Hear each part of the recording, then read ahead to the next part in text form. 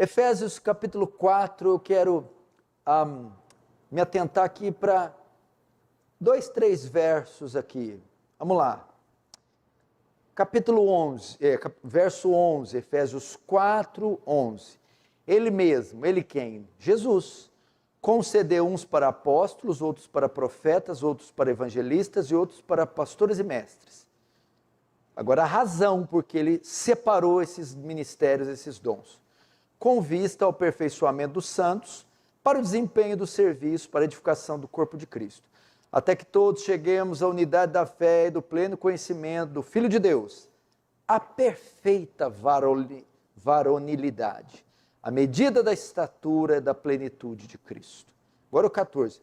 Para que não mais sejamos como meninos agitados de um lado para o outro e levados ao redor por todo vento de doutrina, pela artimanha dos homens, pela astúcia com que induzem ao erro.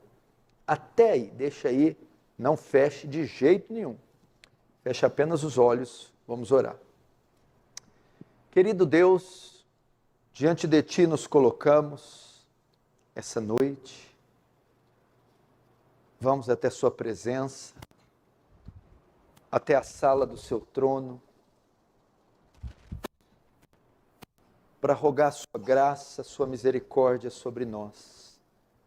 Ajuda-nos, e seremos ajudados. Fala conosco essa noite, despeja da Sua graça, quebrantando, movendo, falando, indo além do ouvido, além da mente, indo nas profundezas da alma e do coração, e dando senso da transcendência divina entre nós. No nome de Jesus. Amém.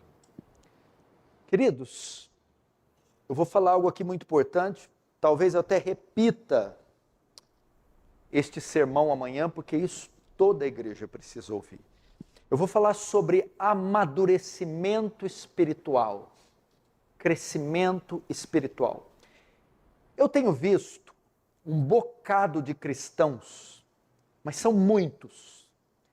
Eles são cristãos verdadeiros, eles são genuínos, são sinceros, são piedosos, mas eles são imaturos.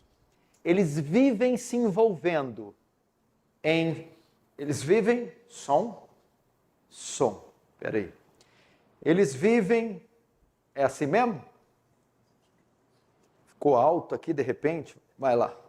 Eles vivem se envolvendo em tropeços, ciladas, usando um termo mais brasileiro, vivem entrando numa fria, sempre tropeçam, caem, estão envolvidos em rolinhos, escandalozinhos, falam coisas que não devem, fazem contratos errados, com pessoas erradas, vivem o tempo todo, vivem enrolados. E qual é a causa disso?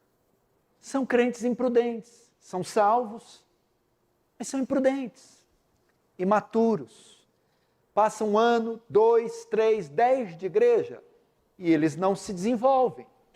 E a ignorância, a imaturidade, a imprudência causa uma série de danos para eles.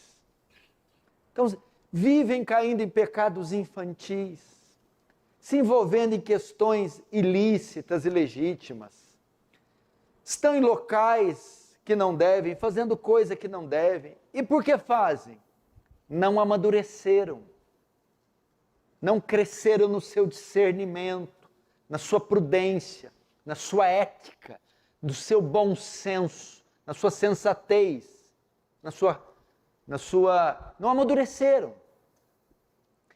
E isso causa a eles e ao corpo de Cristo coletivo muitas dores, muito sofrimento, porque eles não sabem se conduzir. Portanto, faz-se necessário Há uma urgência no desenvolvimento espiritual deste indivíduo. Ele precisa crescer. E eu quero tratar disso com vocês, porque eu estou falando, apesar de estar sendo transmitido por todo o Brasil, a palavra é dirigida à igreja que é o pastorio, da qual sou pastor, a qual eu percebo andando pelos corredores, visitando, convivendo com alguns irmãos, que eles necessitam de maturidade, de crescimento. Presta atenção, quando Deus nos salva, como é chamado o processo de salvar um pecador? É chamado conversão. Está perdido, morto em pecados, caminhando em um caminho de trevas que vai convergir no inferno. Aí acontece a conversão, ele é transformado, e a palavra conversão é mudança da rota. Ele é feito uma nova criatura. Da morte passou para a vida, da condenação para a salvação. Só que esse é só o primeiro passo. A vida cristã não termina com a conversão. Não é só se converter e acabou. A conversão na Bíblia é comparada a um parto, não é isso? Quem não nascer de novo não entra no céu. Então, quando nos convertemos, é como se tivéssemos nascido. Se ela é semelhante a um parto, nenhuma criança que nasce, passa 5 anos, ela continua bebê. Ela nasce, aí começa agora o processo de desenvolvimento, crescimento, amadurecimento. Assim também deve ser conosco. Após a conversão, convertemos, nascemos de novo. Agora Deus espera que haja o desenvolvimento, o crescimento, o amadurecimento espiritual. Precisamos entender, depois da conversão existe um alvo aqui na terra para a sua igreja, e é crescer. Temos que ter esta consciência. Nós não nos convertemos e estamos aqui apenas esperando a glorificação, que é a entrada nos céus, que é a entrada na eternidade. Deus tem um propósito para a sua igreja aqui na terra, até que esse dia final chegue, a glorificação. Esse é o alvo final de Deus para nós, a entrada no céu, a glorificação. Mas enquanto esse dia não chega, o propósito de Deus para a sua igreja é que ela cresça, que ela se desenvolva espiritualmente.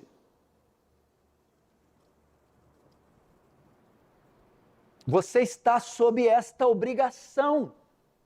1 Pedro diz, uma das cartas de Pedro diz, antes crescei na graça e no conhecimento. Então veja só, é uma ordem que a igreja cresça.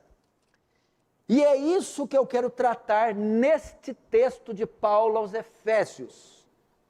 Se você quer evitar problemas para si mesmo, dores, confusão, embaraços, percalços, tropeços, se você quer evitar problemas para a igreja que você serve, faz parte, você precisa amadurecer, crescer, se desenvolver.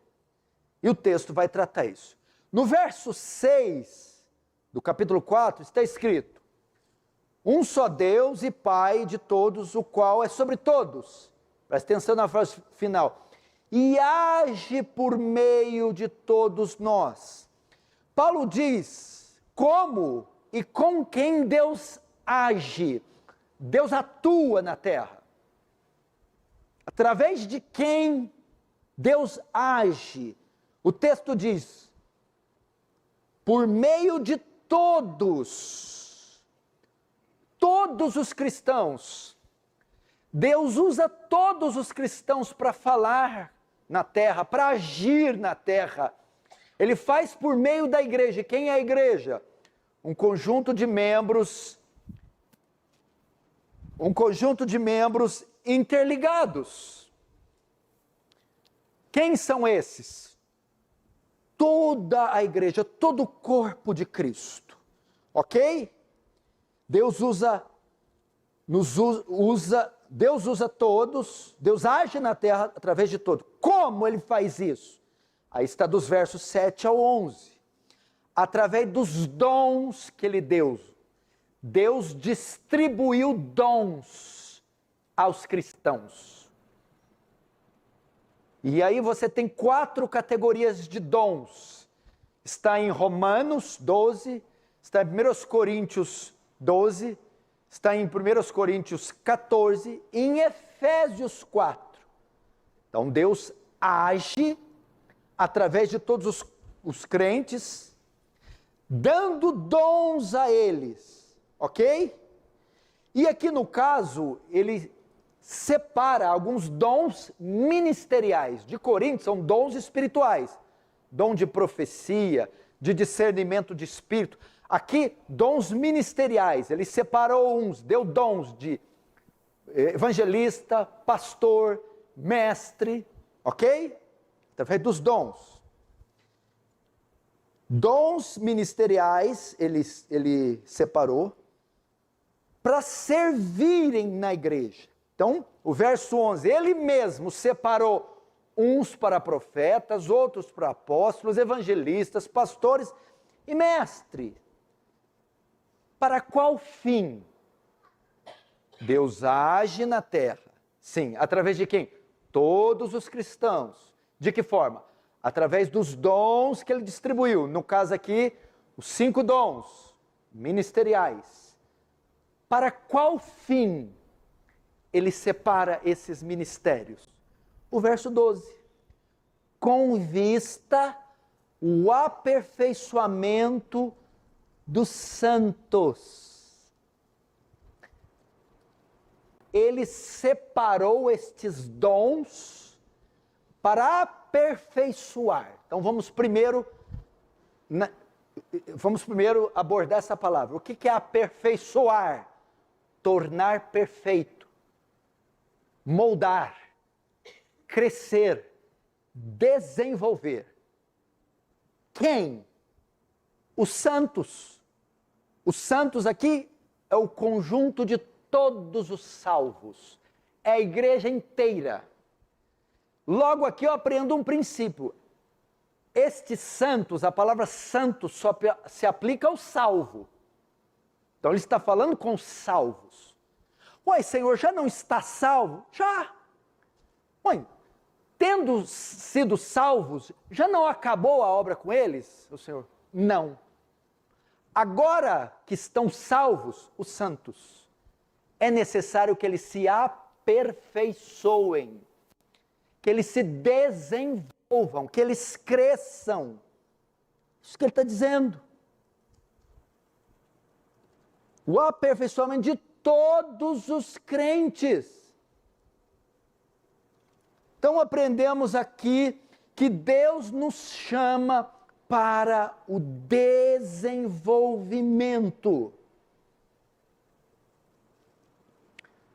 Entenda isso. E o desenvolvimento aqui, pelo menos em 3 áreas: doutrinariamente, moralmente e espiritualmente.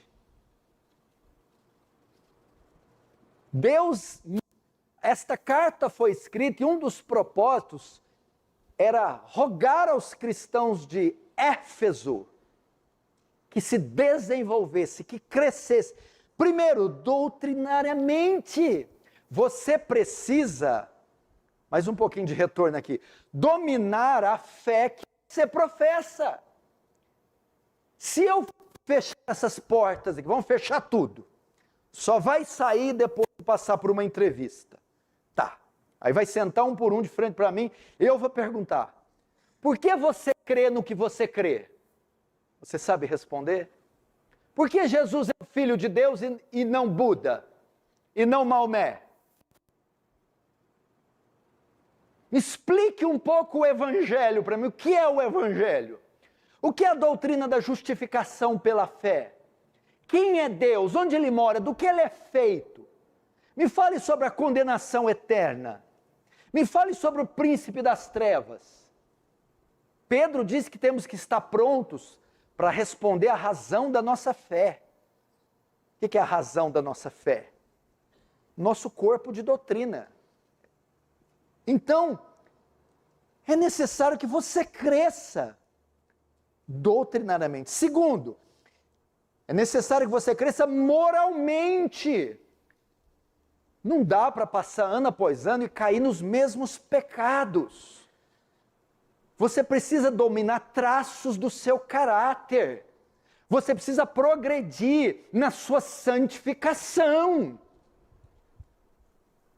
Crente há 2, 3, 5 anos, envolvido nas mesmas tramas, nos mesmos pecados, nas mesmas inclinações. Tem que haver um progresso no tocante às suas inclinações carnais, a ira, o orgulho, a sensualidade, a cobiça, a avareza, a inveja, o equilíbrio emocional, o caráter. Deve terminar um ano e você dizer: este ano eu sou um homem melhor do que o ano anterior. E assim sucessivamente. Agora fale para mim, eu não estou aqui. Existem alguns sermões que parecem ser sermões assim, retóricos. Só encher linguiça. É verdade que muitos dentre vocês, agora estou falando para vocês mesmo, não mudou nada o seu entendimento bíblico, teológico dos últimos 2 anos? E está errado. Você precisa ser uma Bíblia ambulante. Precisa entender a nossa fé. E você precisa... Pastor, oi?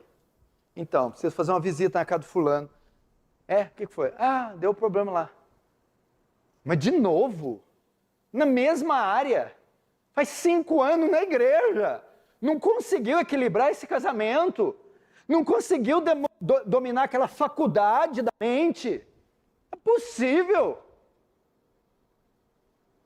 Tem que haver um progresso moral. E terceiro, crescimento espiritual na minha comunhão com Deus, na minha dependência de Deus e na minha independência de homens. Tem crente na igreja há 10 anos. Ai, se você não pega na mão dele ou não visita ele. Que é isso? Como é que nós vamos lidar com o anticristo, com a grande tribulação? Um apego. O que está havendo hoje no mundo é uma hipersensibilidade. Não pode falar nada para ninguém, de nenhuma forma. Fere, bloqueia, fecha coração, desvia, suicida. O que é isso? Hipersensibilidade. Ninguém tolera não, repreensão, erro, nada, nada, nada.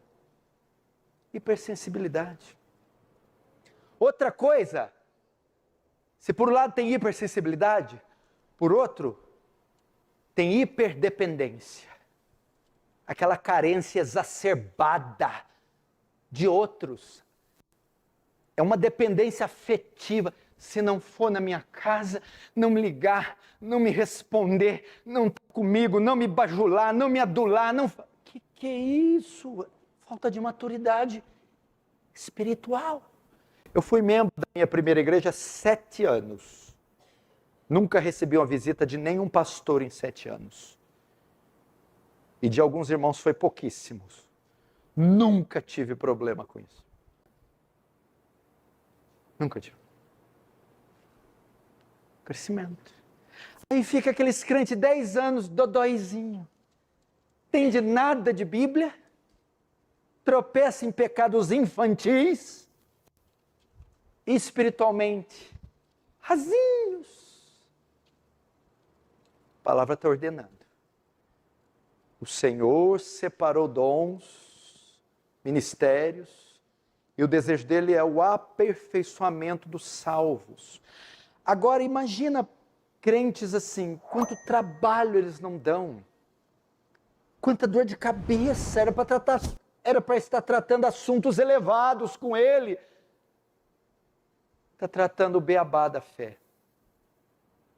Ter que cobrar um crente velho que ele tem que ler a Bíblia, que ele não pode ter pornografia no celular, que ele tem que ter compromisso com a igreja local e não pode faltar dos cultos, que ele tem que olhar para Cristo e não para o homem. Aí eu tenho que falar igual a Naila. Ah, que preguiça. Mas dá uma preguiça. Mas é verdade. E vamos mais. Paulo agora vai colocar o modelo.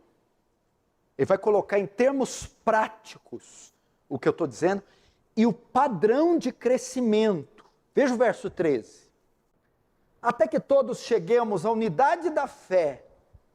Primeiro ele começa aqui, até que chegamos à unidade da fé.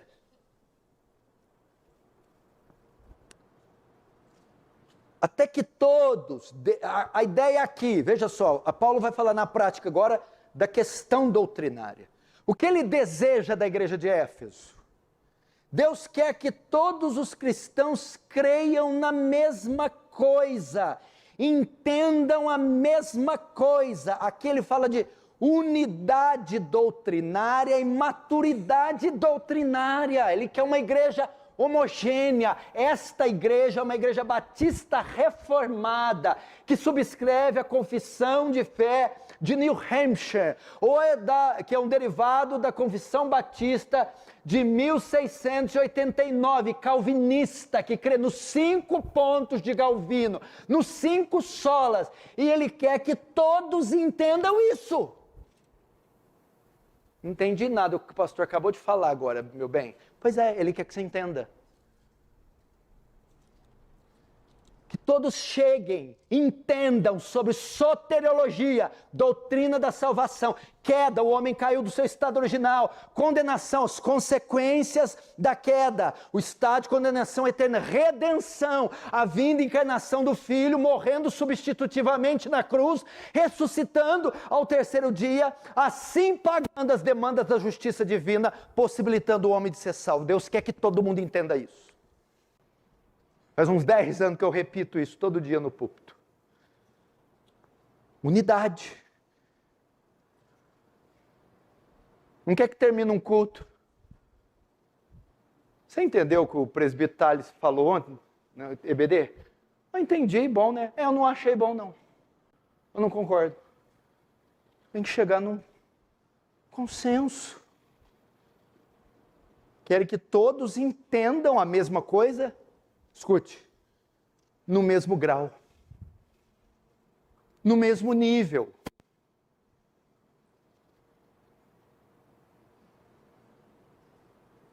Ai, quando o pastor pega aquelas séries expositivas, ai, não entendo nada. Eu gosto quando ele fala assim, Deus vai abençoar todo mundo hoje. Aí eu entendo. Mas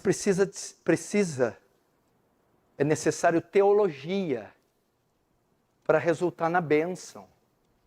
Porque veja só, a bênção, ela é fruto da fé. E a fé não vem sem compreensão. E a compreensão é a doutrina que dá. You understand? A doutrina ensinada me dá compreensão, que gera fé, e a fé produz resultados. A bênção. Agora essas fé dessas igrejas, toma posse, está amarrado, repreende, declara, faz a volta, a rosa ungida.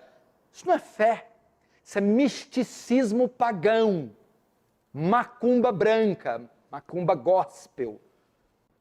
E é pior que a outra macumba, porque a outra ainda funciona. Essa gospel não vira nada.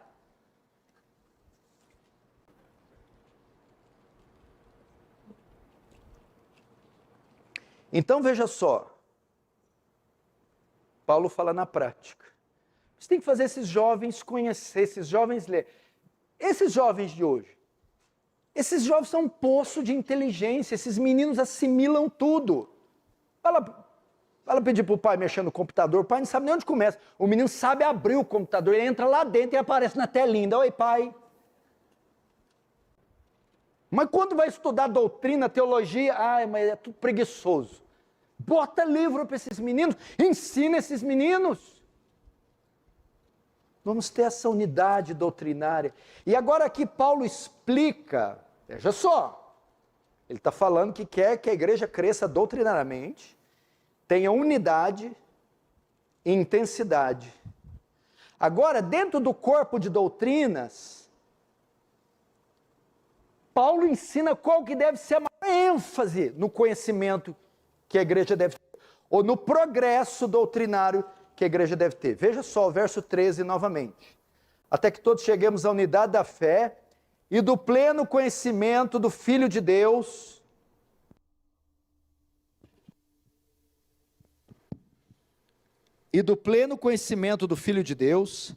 a perfeita varonilidade. Até aí. Mais brilho nessa jossa aqui. O que é isso?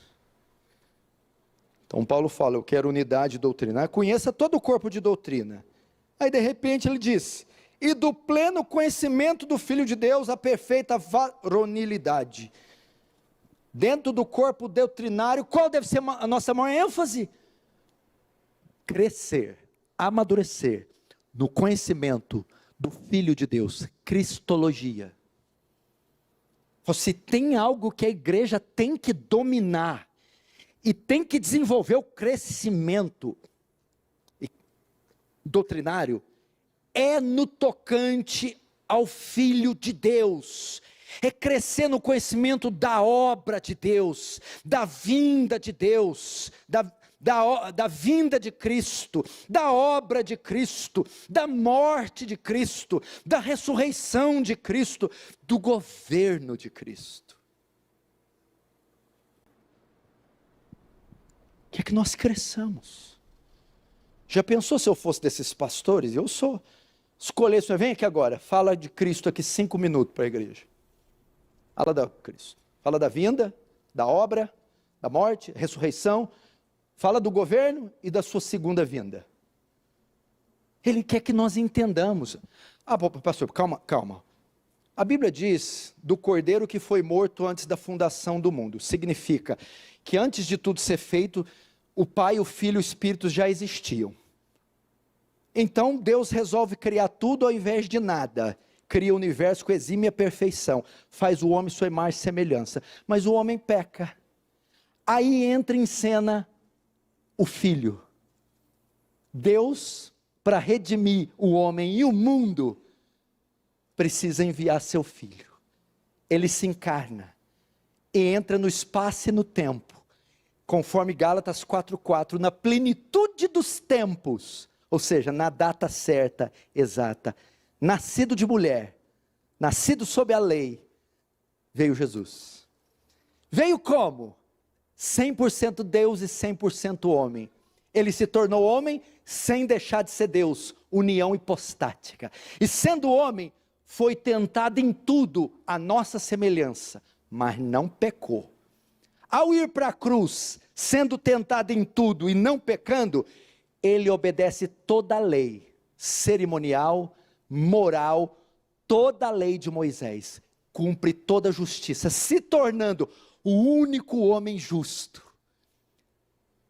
Isso era para que, na cruz, morresse substitutivamente. E ao ser pendurado na cruz, acontece a doutrina da imputação. O que é imputação? Colocar na conta de. Na cruz, nossos pecados são colocados na conta, imputados em Cristo. Nossos pecados, dívidas e culpas são lançados sobre Ele na cruz. Só que para ir para o céu, só remover a culpa não é suficiente. É necessário mérito, justiça. Então ocorre na cruz a dupla imputação. Uma vez que o nosso pecado é lançado sobre Cristo, imputado, a justiça e o mérito que ele recebe de ter cumprido toda a lei, toda a justiça, é imputado sobre nós, lançado sobre nós. Assim então o homem pode ser perdoado dos pecados e ser declarado no tribunal de Deus legalmente justo. Entretanto, só a morte não era suficiente, tudo estava pronto, precisava do carimbo celeste, para saber se Deus aceitou este sacrifício. Qual foi o carimbo? No terceiro dia, o Pai o ressuscita dos mortos, mostrando que concordou com o sacrifício, o reaceitou, e que ele foi suficiente para redimir o homem. Ele ressuscita, fica 40 dias aqui com os discípulos, antes de ser assunto aos céus, ele convoca eles na Galileia e dá a tarefa da grande comissão, ide por todo mundo e pregai o evangelho a toda criatura, e sobe aos céus, no meio das nuvens com 2 anjos, e promete, do mesmo modo que me viste ir, voltarei outra vez, me vereis voltar. Cristo sobe, senta no trono de Davi, no trono do Pai, e pega nas mãos o livro e os selos, o controle e o governo da história é dele. E quando se cumprir a evangelização do último eleito na face da terra, aquele que foi, voltará. E o resto da história você sabe. Deus quer que domina isso. Deus quer que entende isso.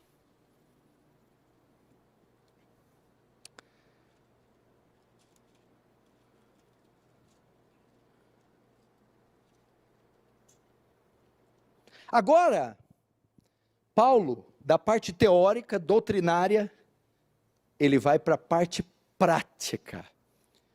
Tá, suponhamos que os Efésios estejam, entendi, chamada maturidade, desenvolvimento doutrinário, moral, espiritual, ok.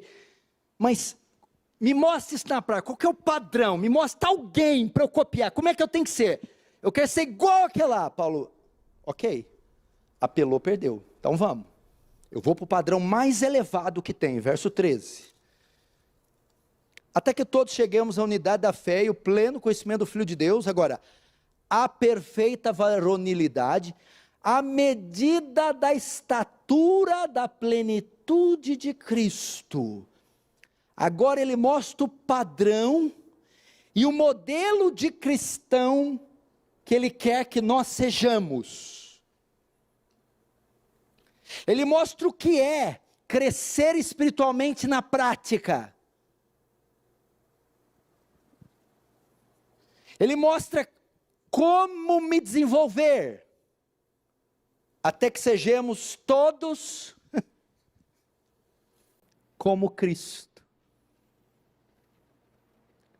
Falei besteira não. O modelo é Cristo. Paulo já mandou essa aqui na gaveta, para mostrar, gente, enquanto vocês estão batendo cabeça, tropeçando em coisas minúsculas, eu estou mostrando para vocês qual deveria ser o modelo de vida cristã, é Cristo, a parte humana, encarnada, é o tempo que ele esteve na terra, é ele a quem vocês devem imitar. Esse é o padrão. Aqui está o estilo de vida que devemos ter, é o alvo que devemos perseguir, ser como Jesus, ser iguais a Jesus, mas em que aspectos? É claro que não está falando da divindade dele, o poder onisciente, o poder de resolver, fazer milagres, não, estão falando do caráter de Jesus, a estatura moral de Jesus, a integridade de Jesus, é isso. Tudo que ele fazia, faça. A postura que ele tinha, tenha. Essa é a ideia. Fale como ele, haja como ele. Persiga os 4 evangelhos. Veja a vida de Jesus, quando eu era injustiçado, como ovelha muda, perante os tosqueadores não abria a boca. Jesus não revidava quando era ferido. Veja a fidelidade de Jesus ao Pai, seja fiel como ele. Veja a integridade de Jesus quando foi tentado por Satanás e não cedeu. Seja íntegro como ele. Veja o domínio próprio dele diante de Pilatos e aquele alvoroço de judeu. Eu pergunto a você e nada falas?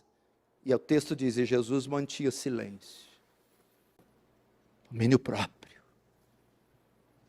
Polidez. Controle. Jesus. Veja isso. É isso que o Senhor está dizendo.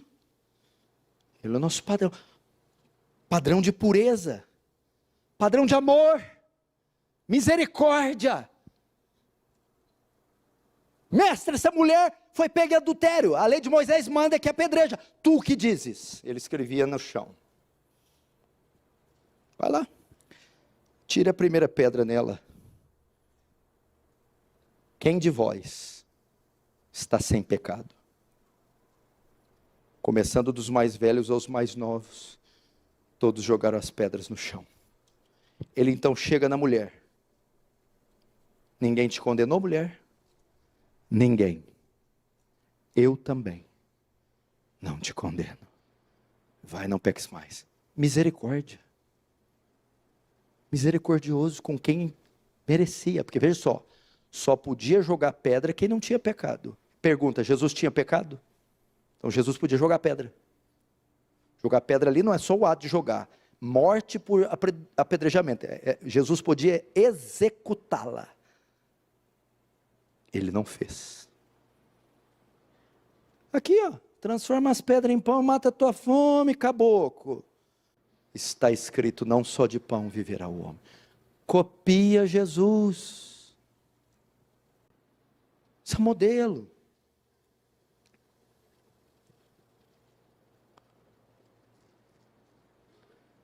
Então eu dizia isso muito no começo do meu ministério, faz tempo que eu não digo, mas estou voltando a dizer. Persiga Jesus nos 4 evangelhos.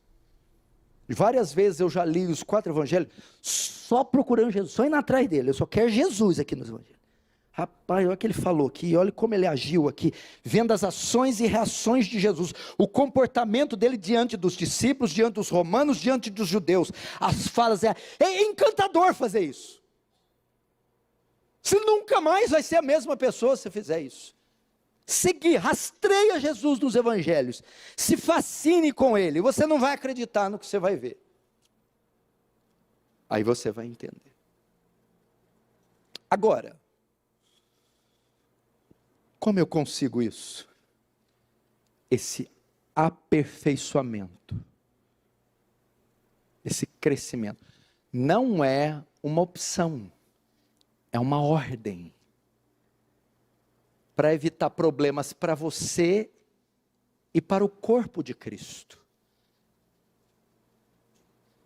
Pastor, dá para você ir lá na escola falar com a diretora do meu filho? Eu ter que ir na escola falar com o diretor? Com o teu filho? Minha filha? Que isso? Pastor, você resolveu o problema aqui? O que foi? Eu estou ouvindo um barulho aqui em casa. Hã? Deve ser rato. E nós somos reformados, não creio que demônio fica arranhando a casa dos outros. Não. Demônio tem mais o que fazer. Eles são um pouquinho mais inteligentes do que isso. Se tu ouviu um vulto, eu não vi não, essa hora estou rolando na cama lá, não vi vulto não. Você está entendendo? Como eu consigo? Vai comigo em João 15. Marca aí que nós vamos voltar aí. João 15. João 15.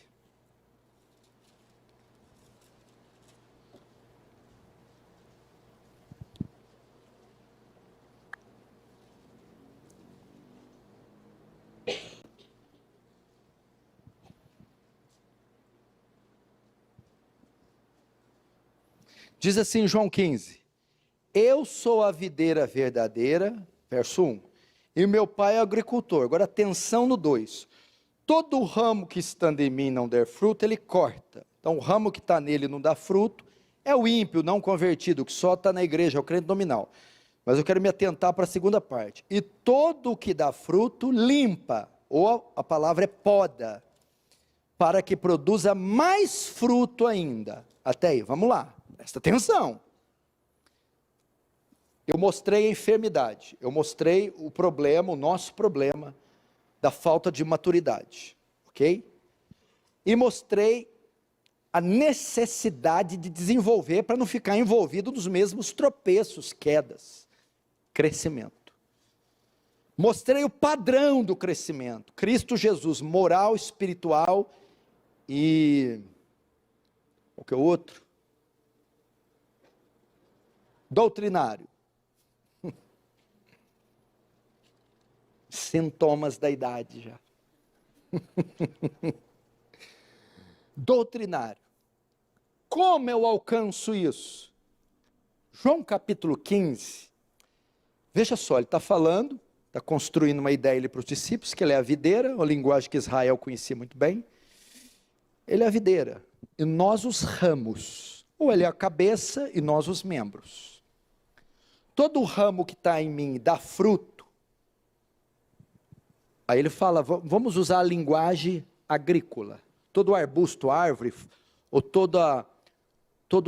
todos os pomares que dão fruto, passam por uma poda, para que deem mais fruto. A poda, a poda na árvore, leva a árvore a frutificar, dá fruto. Então toda árvore que está em mim dá fruto, o salvo, conforme Paulo escreveu, tendo em vista o aperfeiçoamento dos santos, os salvos, toda árvore que está em mim. Fruto, crescimento, amadurecimento, santidade, conhecimento doutrinário, domínio próprio, maturidade no caráter. Isso é o fruto. Eu podo, a árvore é podada, para que dê mais fruto. Para que ele, veja só, fruto, a conversão inicial. Mais fruto, o desenvolvimento. O que eu estou dizendo até agora. Agora, qual é o meio de extrair desse ramo mais fruto? O desenvolvimento. A poda. O que é a poda? O discipulado. Foi o tema de um dos meus devocionais essa semana. O discipulado, o que eu estou vendo? Esta falta de maturidade em uns crentes, essa estagnação moral, doutrinária, espiritual de muitos crentes, essa falta de desenvolvimento é fruto da falta do discipulado, da poda, da disciplina, de se sujeitar à poda divina. É fruto de crentes acomodados, estacionados. Por isso que não há fruto.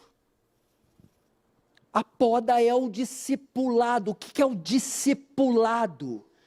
É o discípulo se sujeitar a um treinamento, a uma disciplina, a correção, a exortação, ao aconselhamento, ao estudo. Então isso vai desenvolver. E nós não vamos ver crentes infantis depois de anos. O que é esse discipulado? A poda, que vai desenvolver o crescimento que Paulo está pedindo aos Efésios. Existem 3 tipos de discipulado. O discipulado pessoal, o discipulado coletivo e o discipulado individual. 3 tipos de poda que você tem que sujeitar, que eu me sujeitei a vida inteira. Tales, Tiago, Cunha, que são os homens fortes, espirituais, e outras mulheres, outros irmãos, que não ficam um ano. Você pegar o conhecimento do Tales desse ano é maior que o ano passado, do Tiago é maior, o do Cunha, do Danilo é muito maior. O progresso no caráter, o avanço na piedade, o domínio das emoções, a integridade moral, o testemunho na sociedade, ele vem avançando. Por quê? Porque se sujeita aos 3 tipos de discipulado. Primeiro, discipulado pessoal. Este é feito por você mesmo. É um investimento que você faz em você mesmo. Aquela hora eu tinha pedido um pouquinho de retorno no lapela, agora pode ser nesse aqui que eu estou começando a ficar rouco. O investimento que você faz em você mesmo. Esse é o chamado autodiscipulado. É o tempo que você investe com as Escrituras, a fim de adquirir para si próprio conhecimento, santificação, correção. É o tempo que você investe em oração, para que através da oração o Espírito de Deus te encha, te ilumine, te santifique. É o que está em Esdras 7:10. Olha só o autodiscipulado, o discipulado pessoal.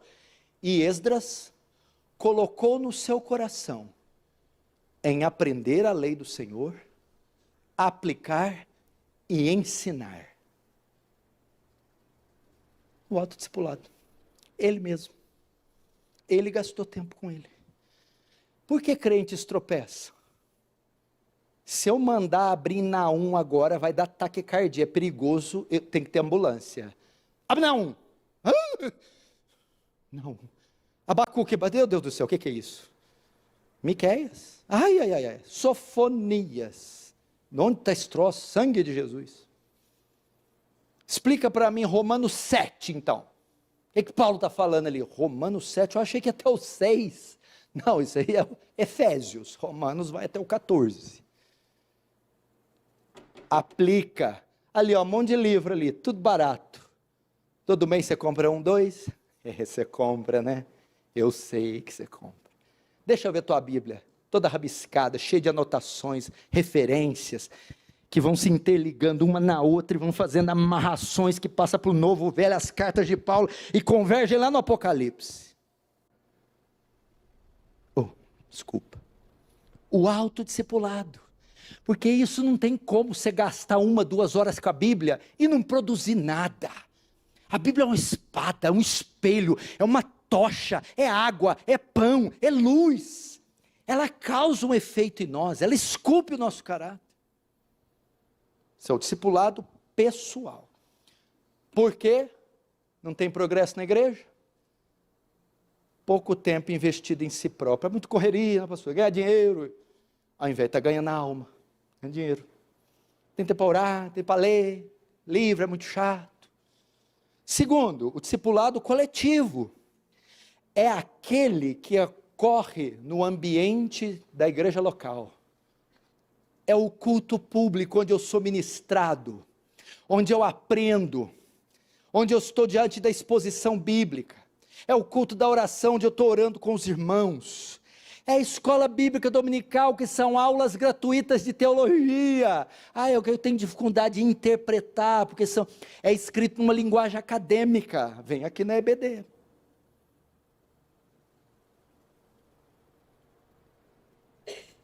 É o que está em Atos 2, o discipulado coletivo, Atos 2:42. Vai falar como era o estilo de vida da igreja primitiva. E perseveravam na comunhão, na oração, no partir do pão e na doutrina dos apóstolos. Aquilo está falando comunhão, oração, comunhão, koinonia, oração, koinonia. Ou seja, a convivência social era conjunta. Oração era oração comunitária. Partir do pão, culto público, fala de ceia, doutrina dos apóstolos, estudo bíblico, pregação, exposição, tudo em comunhão. E a Bíblia diz que perseveravam. Crescimento. E terceiro, o discipulado individual. O que é o discipulado individual? Estou falando, a poda, o que é a poda? Para eu produzir o que Paulo está pedindo aos Efésios, desenvolvimento. Qual que é a poda? Discipulado, pessoal, coletivo. O individual é caminhar com alguém que sabe mais que você, é ter alguém que ensine você, alguém que cobre você, alguém que repreenda você, alguém que discipule você. E não é só ter alguém, não, é você se sujeitar, porque tem gente que não gosta. Quem é ele para me falar aquilo? Eu sou o pastor Paulo, seu pastor. Eu não posso falar? Não vou chegar, vem cá. Você está andando igual uma marmota. Sim, bem delicado, né? Claro que eu vou falar isso para homem, né? Para moça eu vou falar assim, filha, você está quase uma princesa, mas não está uma princesa. Discipulado, Atos 8. Eunuco estava lendo Isaías 53. Filipe aparece, senta na carruagem. Entendes o que lê? Como eu posso entender se ninguém me explicar? E começando pelo profeta, expunha Jesus em toda a escritura. Discipulou o eunuco. O discipulado foi tão bom, que o eunuco falou, ali tem água, o que me impede de ser batizado? Filipe, é lícito se crer de todo o seu coração? Eu creio. Batizou. O melhor discipulado, um discipulado de ganhar uma alma. Discipulado individual. Quem caminha com você? Você pede orientações para um obreiro, um oficial, um presbítero, um diácono, um pastor, uma irmã piedosa da igreja, que não precisa ser um oficial. Você abre com ela, confessa pecado, você pesta contra, você baixa a cabeça e fala, senta aqui. Isso tudo é a poda. É a poda. Por que nós temos por que nós temos no nosso meio cristãos imprudentes, infantis, imaturos, envolvidos em um monte de problemas e caindo e tropeçando em coisas infantis? O próprio coração, o tal do coração, tinha que fazer uma série do coração, porque que é isso? Gente que você olha assim, te olha, você fala, esse coração já era. E aí, tá bom, irmão? Paz? Paz. Nossa, Deus do céu. Aprender a guardar o coração, pastorear o próprio coração. Tá, discipulado. E qual é a razão? Por que Paulo pede isso? Olha que coisa boa. Tá, eu já estou salvo. Por que se exige que eu amadureça? Que eu me desenvolva? Vamos voltar para Efésios e a gente termina a pregação. Efésios 4.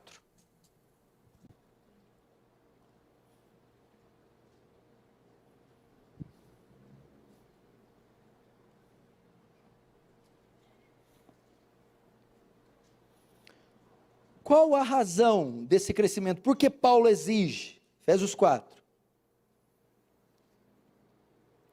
São duas razões que Paulo coloca aqui. Duas razões. Uma para proteger a igreja e a outra para ajudar a igreja. Uma é negativa. Por que Paulo exige que vocês cresçam? Para proteger a igreja. Proteger de quem? De vocês mesmos. E a segunda razão, para ajudar a igreja. Quem vai ajudar? Eu mesmo. Então vamos lá. Primeiro, para proteger a igreja, verso 14. Porque ele está lá no 12, com vista ao aperfeiçoamento dos santos, para o crescimento de Cristo, né? Verso 13, agora no 14. Para que não mais sejamos como meninos, agitados de um lado para o outro, levados ao redor de todo vento de doutrina, pela artimanha dos homens, pelas astúcias que conduzem ao erro.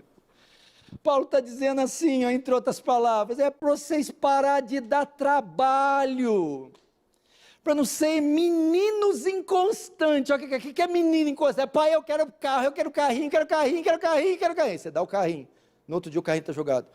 Filho, o carrinho, não quero mais o carrinho, quero mais o carrinho. Agora eu quero bola, mas eu não quero carrinho, não, agora eu quero bola. Constante. Menino, típico do menino. Então Paulo está dizendo, eu quero isso para que vocês não sejam meninos. O que é um menino? Menino é lambão, menino é preguiçoso, menino é inconsequente, menino é inconstante, menino estraga as coisas, menino compromete o pai, menino compromete a mãe, menino faz tudo errado, menino tem malícia. É isso que ele está falando para os Efésios. São meninos.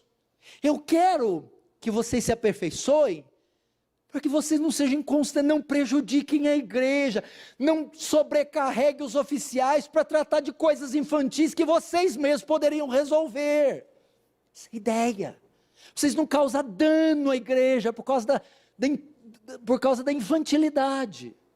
Essa é a razão, para que não sejam como meninos, para proteger a igreja. Segundo, para ajudar a igreja, verso 12, com vista ao aperfeiçoamento dos santos, a cláusula de propósito, o desempenho do seu serviço para a edificação do corpo de Cristo. Para que Paulo quer que vocês se desenvolvem? Para vocês trabalharem no corpo de Cristo, para vocês serem úteis, para vocês desenvolverem o chamado de vocês. Quero o aperfeiçoamento dos santos para o desempenho do seu serviço, para que eles estejam aptos, qualificados para servirem, para serem pregadores, diáconos, para serem mestres, teólogos, missionários, intercessores, mulheres honestas e íntegras que ensinem as mais novas, mantenedores, referências de casamento, referências financeiras. É isso. Para trabalhar para o reino. E o texto diz ainda, para o aperfeiçoamento dos santos, para o desempenho do seu serviço, para a edificação do corpo. Corpo, o que é o corpo aqui? A igreja de Éfeso, a Aliança do Calvário. O que é edificação? Essa igreja se torna sólida, homogênea, madura, santa, coesa, para não ser uma igreja dislexa. Imagina, se a igreja comparada ao corpo humano, Deus não quer ver um corpo com a mão mais comprida que a outra, um olho maior, sabe? Parece o cadeirudo daquela novela lá. Deus quer simetria. E ele vai acontecer através disso. Querendo o aperfeiçoamento dos santos para a edificação do corpo. Irmãos, é uma ordem. Vai trazer benefício e vai impedir o malefício. Como eu consigo? Vai para a poda. Negócio de só pizza, Netflix. Não. Rala, meu irmão. Discipulado pessoal. Invista no seu crescimento pessoal. Discipulado coletivo. Se envolva com a comunidade. Discipulado individual. Peça ajuda a alguém mais maduro que você. Vamos fechar os olhos, vamos curvar a cabeça. Ore agora. Se você é o menino inconstante que Paulo falou, chora agora. Fala, eu estou igual a esse menino aí, Senhor. Preciso aperfeiçoar. Vamos orar.